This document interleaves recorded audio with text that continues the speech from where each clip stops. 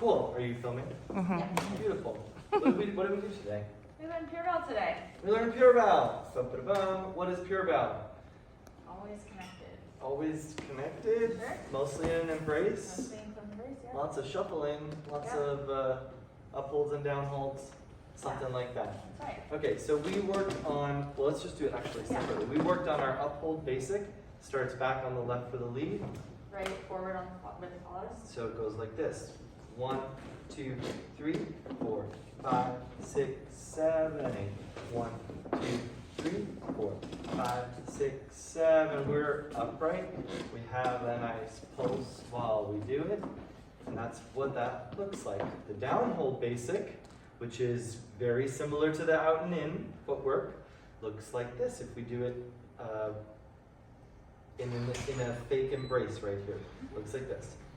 1, 2, 3, 4, 5, 6, 7, 8. 1, 2, 3, 4, 5, 6, 7, 8. 1, 2, 3, 4, 5, 6, 7. So the main difference is if we're collecting our foot on 3 and not putting weight on it, or we're transferring our foot on 3 and putting weight on it. That's the change point. If we want to go from upholds to downholds, we talked about being intentional on that count 3 if the leader wants to make the suggestion. Really stepping forward and through with your body on count 3. So it looks like this. 1, 2, 3, 4, 5, 6, 7, 8. 1, 2, 3, 4, 5, 6, 7, 8. 1, 2, 3, 4, 5, 6, 7, 8. Nice to practice in this, called it a training position, just so you have a little, you can see, you can like understand what's going on.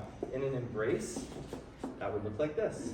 1, 2, 3, 4, 5, 6, 7, and 1, 2, 3, 5, 6, 7, and 1, 2, 3, 5, 6, 7. Then we worked on going from downholds into out and ins. Sure did. There's a transition in the footwork for the leader and for the follower, so we'll explain that one at a time. For the leader, it's once we get into downhold basics, 1, 2, 3, 4. On count 5, instead of going forward with the follow, which is what the normal basic would be, I'm going back. So it would look like this. 1, 2, 3, 4, back together, forward, pulse, back together, and now we're into out and ins. For the follow, that part that where I changed is the same for them, but then you change somewhere else. Yep, for the follows, you're changing on that 1. So as soon as we are done with the first out and in, 7, 8. we're just going to continue to do out and ins from there, instead of going forward. 1, 2, 3. Let's show that one more time. Yep. 6, 7, 8. 1, 2, 3, 4, 5 for the leader. And here's the change. 1 for the follow. Out and in. And if we want to go back from out and in, back into uphold or downhold, that's going to happen on count 1. 5, 6, 7, and 1, 2, 3, 5, 6, 7, 8. Then we also did come arounds. So the essential thing we told you about come arounds is that it's half of a downhold and half of an uphold. We practiced doing it with each other separated so we could understand what our bodies are doing. So it looked like this. 1, 2, 3, 4, 5, 6, 7, 8. One more time. That looks like this.